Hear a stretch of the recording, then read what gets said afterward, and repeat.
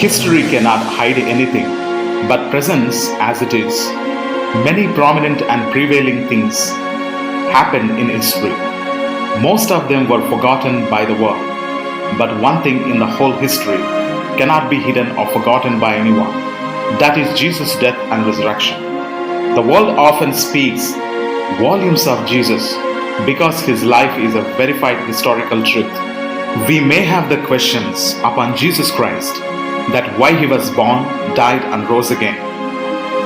He was born to save the people because all the human beings are helpless and sinners. We human beings are not sinners by doing, but by birth. Humans can't save themselves because the guilt of the sin reigns in every human being. But Jesus is sinless and holy one. He can save the people. That's why his birth is needed. Why Jesus Christ's death is inevitable? Because God's wrath is upon all human beings. Death reigns in all of us.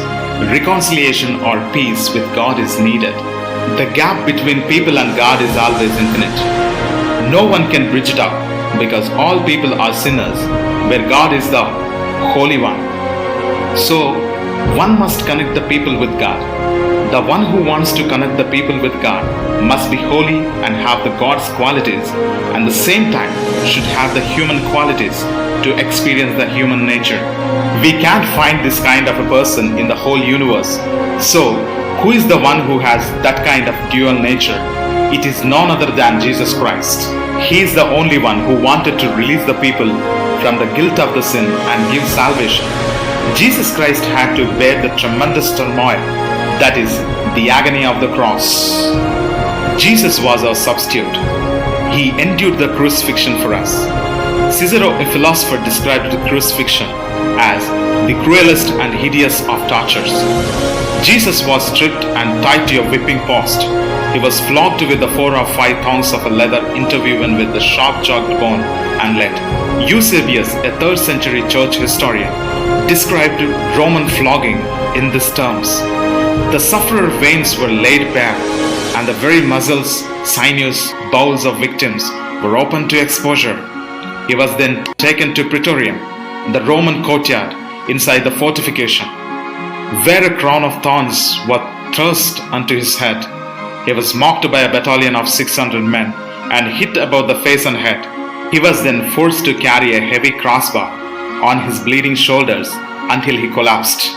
When they reached the site of crucifixion, he was again stripped naked and laid on a cross, and 6 inches of nails driven into his forearms, just above the wrist. His knees were twisted and nailed, and was lifted on a cross, which was then dropped into a socket in the ground. There, he was left to hang in intense heat and unbearable thirst, exposed to the ridicule of the crowd.